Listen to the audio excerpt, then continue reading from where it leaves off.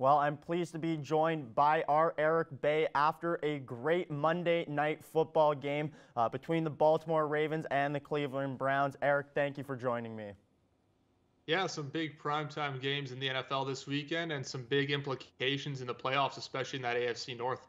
Now, just before we touch on the Baltimore and Cleveland game, I want to go back to touch on Sunday night football between the Pittsburgh Steelers and the Buffalo Bills. Eric, it seems like these Steelers are just starting to slide down a slippery slope of losses, aren't they?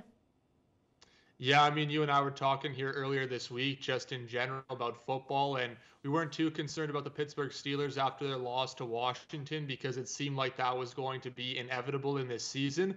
But now two back-to-back losses and some pretty ugly performances from the offense in both, I think, has people, especially in Pittsburgh, a little bit on edge. And there is reason for concern. Again, this team is obviously not looked as dominant as teams that we've seen go 11-0 and have this much success in the past, but they had been putting up points pretty well, especially when they were using Chase Claypool early in the season, getting very creative there. But in the last 6 weeks, it's kind of been a dink and dunk offense for Pittsburgh, and obviously hasn't yielded much in terms of success as we saw here this past 2 weeks.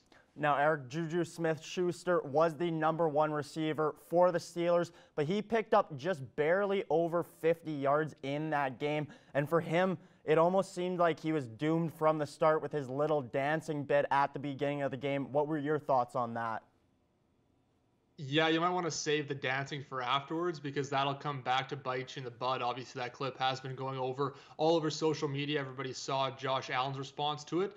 And I mean, when you're a team that is just coming off your first loss, probably don't want to poke the bear, especially a team that has been rolling like the Buffalo Bills. So, yeah, tough to live up to the TikTok dancing on the logo when you're only putting up 55 receiving yards in the game afterwards. And now you just bring up Allen. I mean, Eric, how good has he been, not only as of late, but really just over the entire season?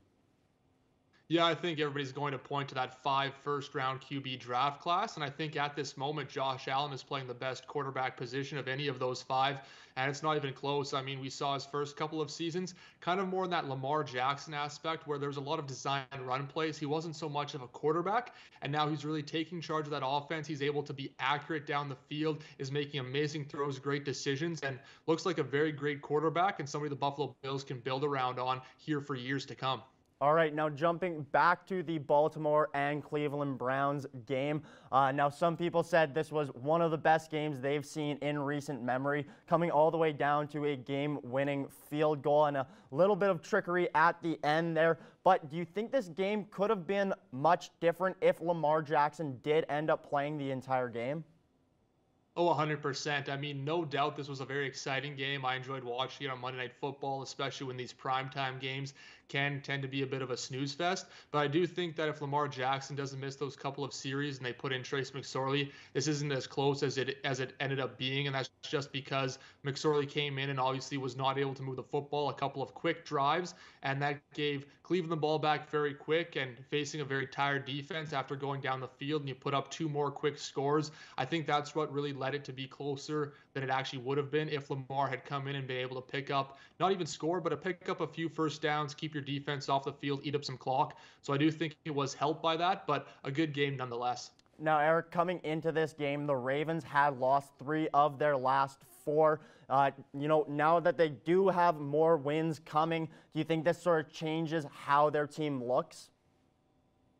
I mean, for sure. I think this gives them confidence. Obviously, division rivals are always big too, especially on the road. And this was really kind of do or die. They were looking on the outside of the playoff bubble, looking in, and a loss would have almost torpedoed their hopes. So this is important, brings them within 1 win of Cleveland, could totally shift the playoff picture. And for Cleveland, I think there's room for concern. I mean, I don't doubt this is a playoff team. They've played very well this season, but I think they need to buckle up here down the stretch and get some wins on the board because this loss totally shakes up that playoff position in the AFC North for sure, and very tough one for Cleveland to lose like that. Eric, it's always a pleasure getting to chat with you. Hopefully we will see some more exciting football in the near future here. For sure.